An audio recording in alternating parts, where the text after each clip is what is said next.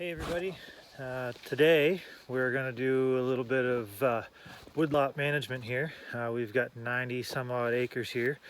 We're going to try and manage this place as much as we can. We got a sawmill of our own, so anything that's substantial wood that we can take out of here and make our own lumber with, we do that. I have a farm tractor with a skidder, farm tractor with a winch. Farm's wood skidding winch that I've shown in other videos. We're going to do a video on that, just using it and how well it works. It's a very handy rig, but we're hoping that down here in this area where it's kind of thicker, we're going to do some select cutting in here, taking out some of the small underbrush stuff and doing some underbrushing, cleaning this up and taking a lot of this deadfall out of here. And we use all of this stuff. Anything that we don't use to make lumber, we use to make firewood for ourselves. We burn wood to heat our house, and whatever is too small to burn or is too rotten to burn, we get a chipper a couple times a year and we chip as much of the stuff as we can. And we use it as bedding in for the chickens and use it as compost, mix it in our compost. So we're going to do a video. We're going to take down a few of these trees here today. I've got a lot of them marked. Took a walk through with an axe a couple weeks ago and marked a bunch that need to come down. In these smaller areas where I can't get with the tractor, or I don't want to try and crash down a big road to get the tractor in here, that's another use. We use the miniature donkey for that. So hopefully, if all goes well and this works out and the ground seems to be pretty good here, the only thing that we're not going to be the only thing that's going to make it a little bit touchy is this spot right back here where the chainsaw is sitting. It's hard to tell with the snow, but it's pretty rough there. That's kind of the downside to using the little donkey, is sometimes the ground can kind of be her downfall if it's too rough. That's why we tend to use her more in the wintertime for this stuff, when there's a good blanket of snow on, makes the skidding easy, and we can get a base beat down through here, then we don't have to worry about her falling into holes or getting stuck in a bad spot. It's pretty good going down through here. So I'm going to thin this out, and maybe someday I'll have a road down through here for the tractor that I can extract off the road short distances with the winch. But for right now, we're going to probably manage most of this with the donkey. There's a few bigger pieces here that are going to be too big for her to pull, but it's close enough I can just back the tractor right here and hook onto them with the winch. Once I get way down in here, I'm not going to have the winch cable to reach that far, so that's where the donkey will come in quite handy. So I'm going to try and do this, give you guys a point of view shot with my phone through the pocket of my coat here, my coveralls, see how well it works, and yeah, let's make some sawdust.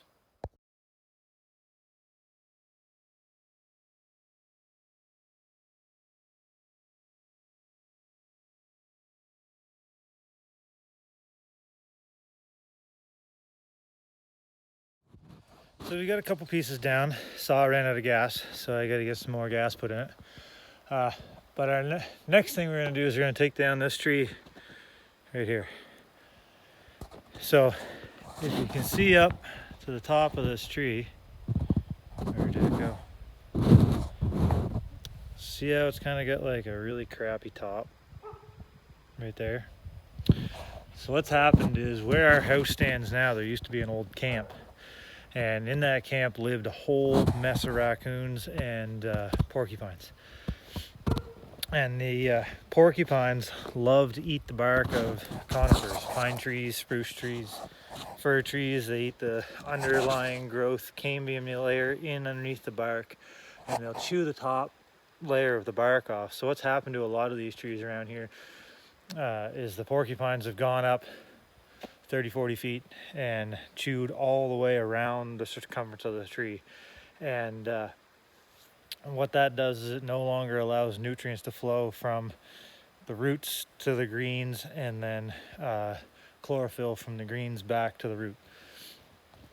So therein lies the issue, is the roots aren't storing any nutrients for winter, and the nutrients that are being produced in the summertime months through the greenery can't get to the roots to be stored, and the nutrients in the ground that are stored there in the roots or being picked up by the roots can't go back up the stem of the tree. They can only go so far.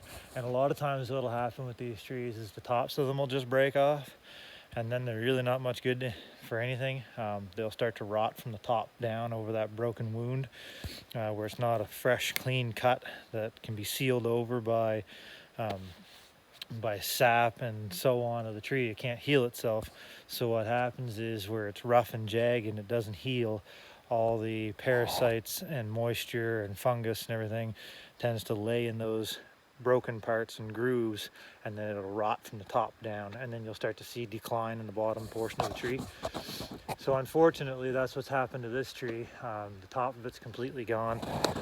There's still a fair bit of greenery on it, but it's got a really bad couple of sweeps and hooks in it, so it's not going to make anything for lumber. It won't grow out enough before it starts to rot to be a feasible piece of lumber, so it'll just be firewood if it doesn't break off and fall into the ground.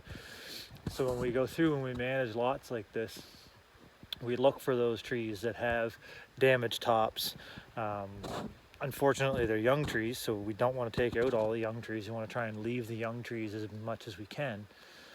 But if they're damaged or growing in a weird shape, such as, there's one back here, it's a fir tree with a great big huge outgrowing limb on it, which is something you don't normally see in a conifer tree. You see them sometimes in large pine, but you don't normally see it in spruce and fir. They tend to be a straight bolt with small limbs. You can see it right there. That big limb right there shouldn't really be growing out of the side of that fir tree. So that's kind of a mutation. I'm not sure what's caused that. That wasn't a chew or anything from a porcupine, but unfortunately that one there, let's see what the top looks like. Actually, the top of that one doesn't look too bad. So the main stem here, we might be able to take a small log out of the bottom of that, and then where that large knot is for that limb is not really going to be worthwhile using. So then from there up, as long as that grows and that limb doesn't break off and cause any damage to the lower stalk, that should make some decent lumber. Holes in them where some limbs have broke off, and woodpeckers have started digging away looking for bugs. So you'll see this tree here is kind of leaning really badly that way. So that one's going to come down, and this popple right here, it's pretty well done, so it's going to come down as well. Now the tricky part about cutting in here is everything is so tangled up in there. You'll see there's a hanging tree coming here that's leaning into these two, so that's going to have to come down first before I can take these other ones down. But I also have to be careful because our power lines are right here, which isn't that far away. So if one of these trees goes the wrong direction, we could be into a little bit of an issue. So that being said, we're probably going to take out this smaller tree that's leaning. It's going to come down first so it doesn't cause a widowmaker and break off and catch me in the back while I'm paying attention to another tree going down. And then this big tree here that's leaning, this big fir, we're going to try and get a log out of the bottom of it, maybe, if it's sound when I cut it open.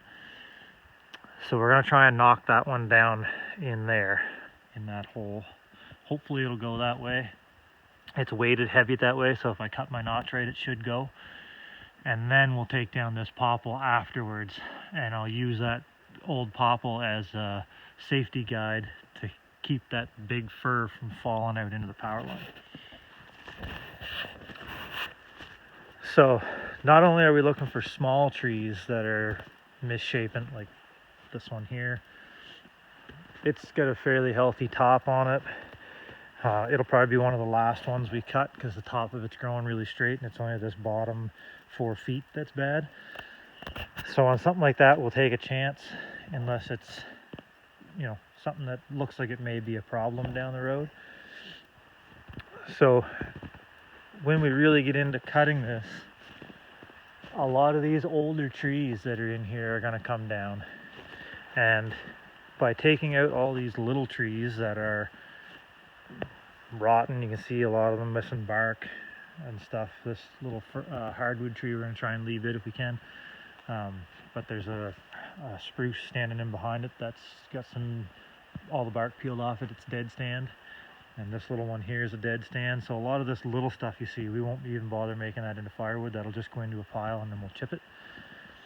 But a lot of these bigger trees, like this one right here, it's not huge. And if you look up at the canopy, it looks fairly healthy. It doesn't have a whole lot of old man's beard fungal growth in it. Same with this one here. This one's pretty healthy. Same deal, not a whole lot of old man's beard. It's still got a lot of life left in it.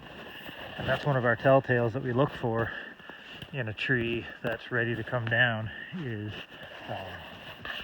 they'll have a lot of old man's beard growing in the limbs and they'll kind of look shaggy. So those ones are the ones that we'll take down first. And by clearing out all these little ones that are a problem or dead, twisted, broken tops, that allows us some room to drop the bigger trees that are at the end of their lifespan, so that way we can manufacture them into logs and have them brought out. You can see this one here. It doesn't have a whole lot of old man's beard in it, but there's no growth at all. Like, it's got no needles on it whatsoever.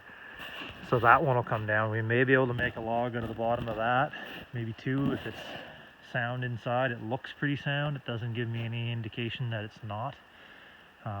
But it's hard to say until we cut it down. And then there's a couple little hardwoods in here that are dead that need to come down as well. So all those dead trees, when they finally break off and come down on their own, they'll damage younger growth trees that don't have any issues already. A lot of times they'll break tops. Like you can see here, there's this tree right here. It's all dead. So when it breaks off and falls, it's going to fall on this little sapling right here, which is growing fairly straight. I mean, there's plenty of saplings around, plenty of young trees, but when that one goes, it's going to open up room for that to get more light. And if that falls on this sapling, it'll break that sapling right off, and then it's of no use. So we try to take out a lot of the dead stuff and control which way it falls, so it lands on a piece of ground where there's no young growth, where there's nothing that it can damage. We look for older trees. This one here is a prime example. Has a lot of old man's beard hanging in the limbs. So this one here will be marked to be one of our first ones to go when we do come in here to start harvesting for logs. And then we just kind of work off from there. So the first thing we look for is dead, decaying, broken, damaged, and diseased trees of all ages, sizes, shapes, species, and we try to eliminate those so that way, one, the disease doesn't transfer onto another healthy tree. Two, if it's dead, it doesn't fall and damage a healthy tree. And it opens up the ground in here a whole lot more and gives room for the younger growth to really expand and grow into something that's usable. So we're going to do another video on the other side of the property where we have some trees that have blown over and broke off, and they've landed on other trees, and now those healthy trees that those bigger, older trees have damaged have a permanent bend to them, and they're really not much good for anything now but firewood. We haven't been able to get to them because the ground around them has been so soft, and we just sink machinery out of sight, and it's too rough to get the donkey in there, too deep, and the wood's too big for her. So we'll show you that, and but like as you can see through here, there's a lot of underlying just debris and stuff that's really no good for anything. It'll just be chipper food. Yes, this stuff will rot and decay into the ground and basically build carbon fertilizer in the soil in here, but it'll take so long for it to rot down. It goes a whole lot faster if we can get it brought out of here, open up the ground, allow the seed bed that's there with new trees to start to grow, and then we can chip all of this crud, and then it can all work its way back into the soil that way. Sometimes we'll chip it right in here in piles or broadcast it through, or we'll chip it into a pile and then we'll use it for mulch or bedding.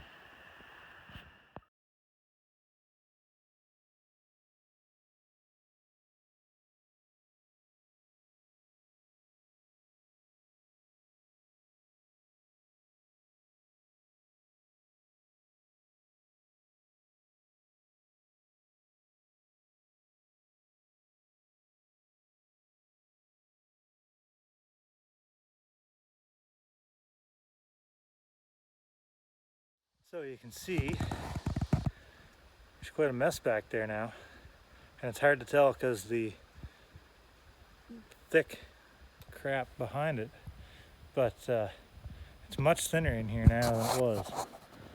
You can actually move around a little bit.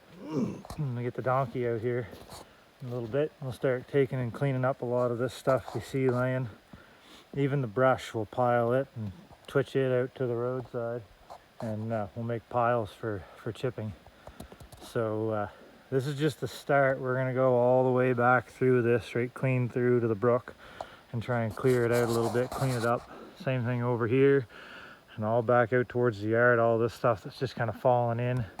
We're gonna try and get all that stuff cleaned up, make as much firewood out of it as we can, and then if there's anything that needs to come down, other than just because it's fallen down or it's dead or broke off, whatever, like the reasons we discussed earlier, then we'll look after that then.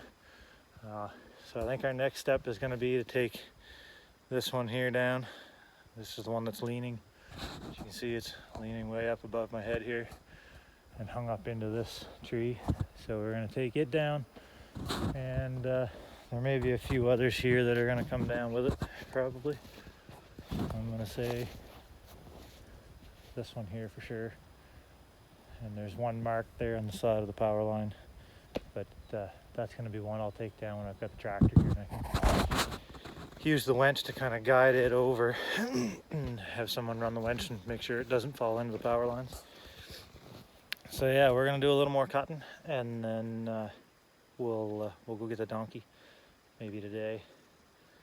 Maybe twitch some of this stuff out of here. I think I'm going to leave those two bigger ones until we're running with the tractor, because there's a few more down through here that have to come down too, so we'll just leave those for now.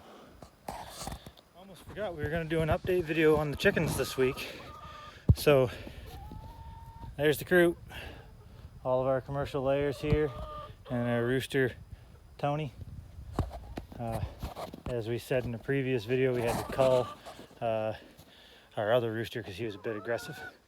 So there they are.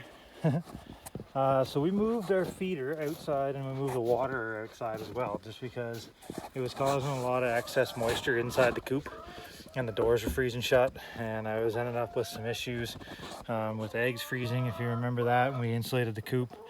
But after we insulated the coop and I cleaned it up a bit after I was done insulating it, and I cleaned it out once since then, and mind you, that's been 2.5 months or better that they were in here without cleaning the coop, and it wasn't that bad. It was actually really nice stuff. Pretty dry except for where the water was, so just to eliminate all the rot and the potential issues of water and moisture in the coop, we just said put it outside. It's heated, needs to be refilled, but it's heated so it doesn't freeze. So inside the coop, after it was all insulated, so we got white styrofoam that's about 1 inch thick on the ceiling, and we've got some 4-inch thick pink insulation on the walls, and all the Easter eggers are in here hiding out. So anyway, this has really been a good improvement. We haven't had any eggs freeze or anything like that. We're up to 6 eggs a day right now. Hoping that those Easter eggers will start to produce something here soon. We're selling our eggs when we have the extra. We don't use 6 eggs a day, so we have extra to sell, and we have some pre-orders that we have done and are doing. So I'm really hoping these little girls start to pick up. What do you think, Pants? We call her Pants because she's really fluffy around her legs. Looks like she's wearing pants. So, and there's Cheetah and Hazel. So the insulation on the coop's really helped out a lot. It's been a great help in keeping the eggs from freezing and keeping these guys warm. We've got some extra room in there, so we may or may not add to the flock this winter, but we're definitely going to add to it in the spring, because we can use the extra chickens. I've got enough supply and demand, or not enough supply and enough demand for eggs right now that I could warrant getting a few more. So that's been a great upgrade to this coop. I didn't think I was going to have to do it. I was hoping I wasn't going to have to do it, but it turned out we did, and I don't regret it. So if you don't have enough chickens to keep it warm enough in our climate, we're in New Brunswick, Canada, so it's pretty cold here in the wintertime. We've had a really mild winter this year and it hasn't been super cold, but it was kind of chilly back first of winter and fall, and we were running into issues with the eggs freezing. So that was a good ad, and a little bit of a tweak to that design of that coop that we'd found on other YouTube pages. And a lot of the stuff I've been finding has all been down through the states, Florida, North Carolina, Virginia, where they don't get well, Virginia still gets some winter, but they don't get it as harsh as we get here, I don't think. But North Carolina and Florida for sure don't, and California definitely doesn't. So a lot of the ideas that we're trying to incorporate into our little homestead here, homestead farm, is all stuff coming out of those areas. So we'll have to tweak and modify, and that just is one of the little modifications. We got some wood cut and we're all ready to start yarding it out. So we're over here getting the donkey ready. This is our little mini donkey, Anna. We use her for underbrushing, we use her for working gardens, some when we can. I'm hoping to get her in the garden more this year than we have in previous years. So we got her little harness all on her, and this harness is all home built. I built this myself out of parts and pieces of old draft horse harness and some small pony harness and so on. And then there's some add-on parts that go with this for when we're hauling a wagon or the little cart. I got a little cart that goes behind her, and it has a set of skis for in the wintertime. So right now I'm just warming up her bit, so that way it's not a blazing cold piece of steel in her mouth. Try and make this a little bit easier for her, a little nicer, more enjoyable. So you'll see the sleigh bells on the side of her there. I run sleigh bells on her when we're working her in the woods and in the wintertime, because it's just festive around Christmas time. But the main reason why we run the bells on her in the wintertime when we're working in the woods is just in the off chance if she ever did happen to break loose and get away on us, I'll be able to hear her. And I use these bright orange biothane reins. They're actually just a set of split reins for one of the horses. But I've just put quick snaps on them so I can use them on her. They're just the right length for when we're using her yarding. I can stay up nice and close behind her. I don't have to worry about the log catching me or anything like that. I can stay kind of right behind her or beside her, and then I can be there to unhook her if I need to really quickly. And I don't have a whole lot of rein to trip over, so, or tie up if I have to leave her standing. So yeah, this whole harness is all handmade. These are the hames that I built out of an old set of draft horse hames. The only thing that's factory built on this that I didn't build myself was the collar, the padded leather piece that goes underneath the hames. Had to put this extra pad over the back just to kind of give her some support on her neck and kind of fill the void on her neck, because as some of you may or may not know, but donkeys are shaped a little differently in the neck than horses are. Horses tend to be a straighter, flatter style neck, where donkeys are kind of wider on the bottom. Right here, they're a little wider down here, and then they kind of hollow out right here, and then they build a fat muscle deposit across the top of their necks here. So you have to have a collar that'll fit that or compensate with extra padding. So that's what this is for, just to help fill that void a little bit so it sits on her shoulders and her neck properly. And then these are just a set of old trace tugs that I had. No, sorry, they weren't trace tugs. They were another piece of heavy harness leather that I had here from something else. And I just lengthened them out and put these big snaps on the end. I just hooked my heel chains into that. And then these are just little decorative pieces to help hold them up when they're not tied up like that.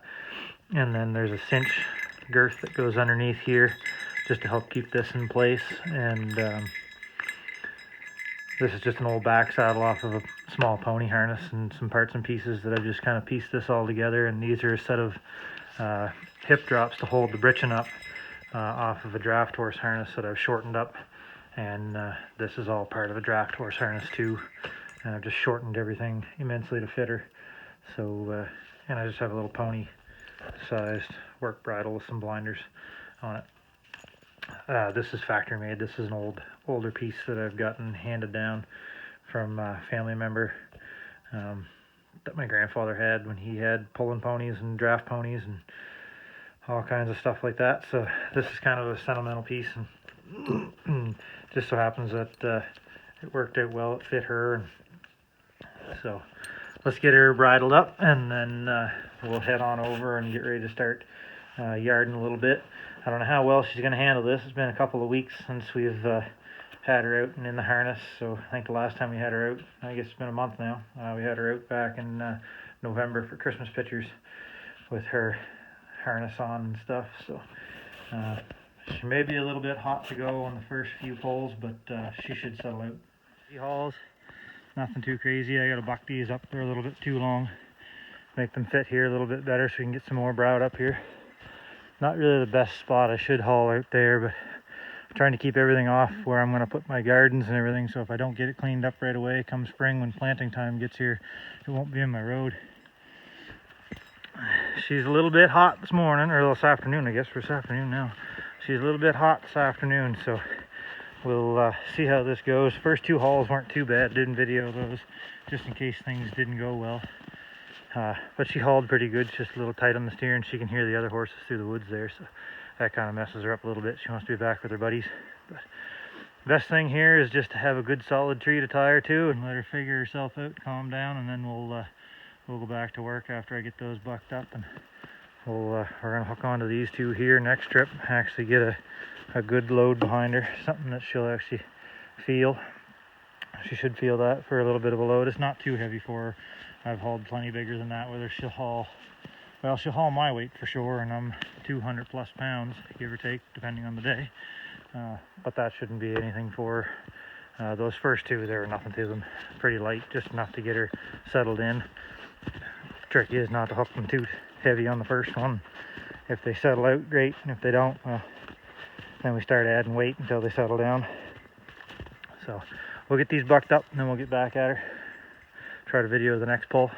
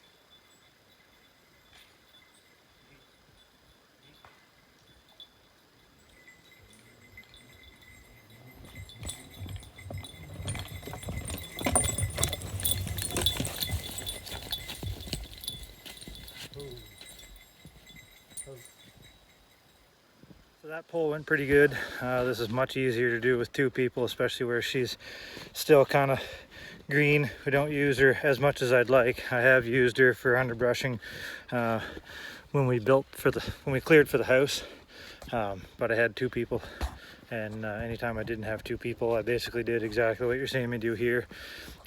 She'll mellow out a lot more with time in the woods and a little bit of a little bit more time in harness too will probably do her the world of good, but it's hard when you work a full-time job and try to do all this other stuff on the side. So she's not working too bad today, so we'll just keep at it here until she figures she's had enough, and then we'll probably call it a day. Probably get about another hour's worth of daylight or so, so we'll just keep playing with it. The next few twitches are going to be a little bit interesting. I got some stuff got to come out of here and go into the chipper pile, so probably not going to be real interesting of a pull, but I got a couple more good ones here. I'll choke them together, and then we'll take them out in one shot, and I'll hopefully try and get a video from the chest pocket of my coveralls. Maybe you guys can see what it looks like from the backside, driving her and hooking her.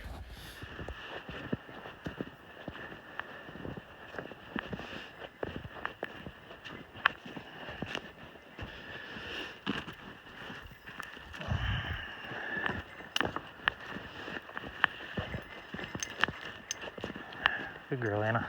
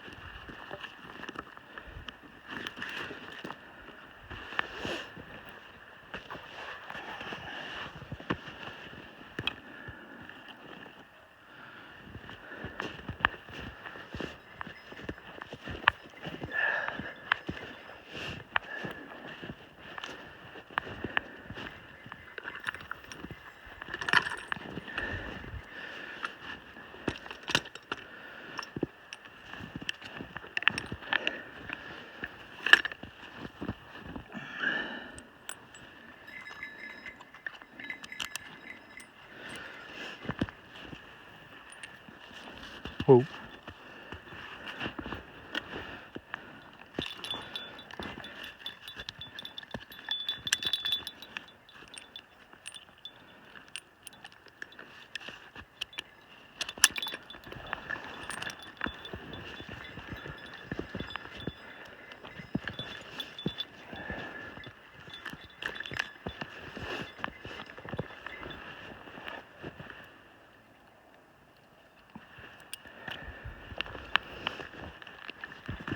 Whoa. Whoa. Ha.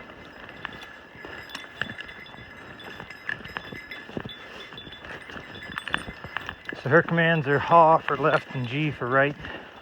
Whoa to stop, back, back up. Whoa. Whoa. Good girl. Back, back, back, back up, back up, back up. Hope.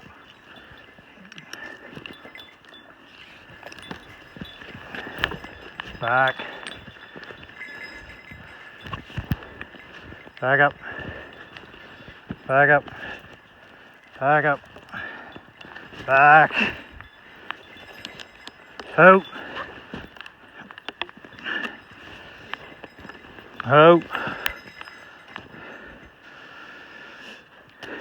Hope.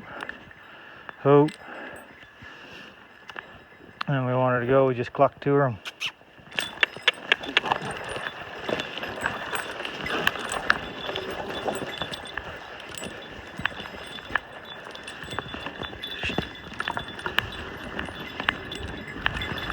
Whoa, girl. Whoa. Whoa.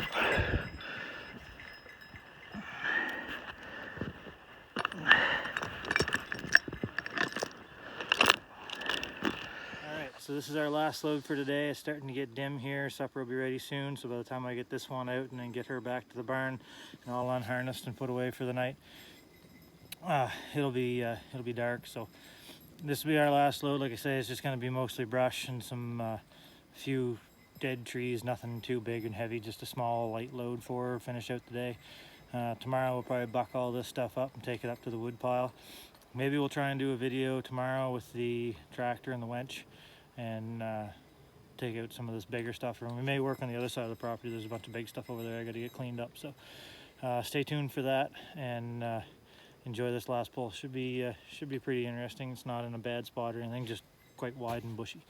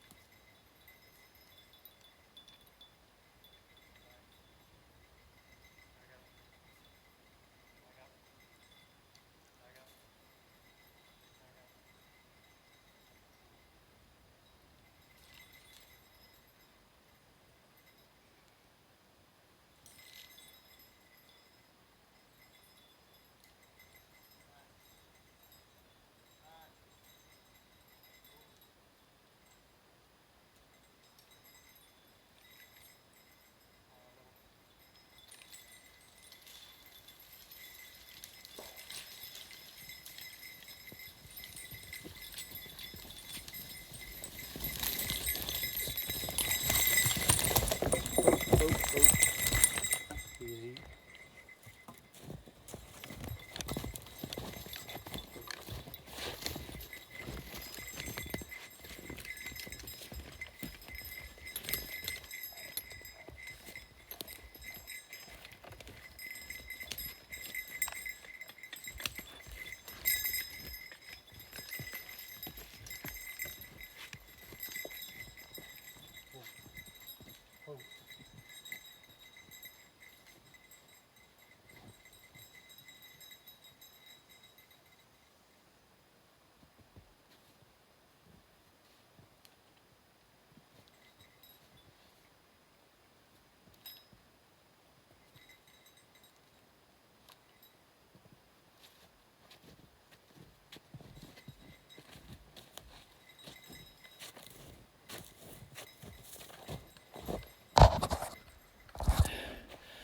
Yeah, so that one was our last pull. It didn't go as well as I'd hoped. We got fetched up into a stump or a root or something out here and kind of jammed everything all up, but everybody's okay, everybody's safe.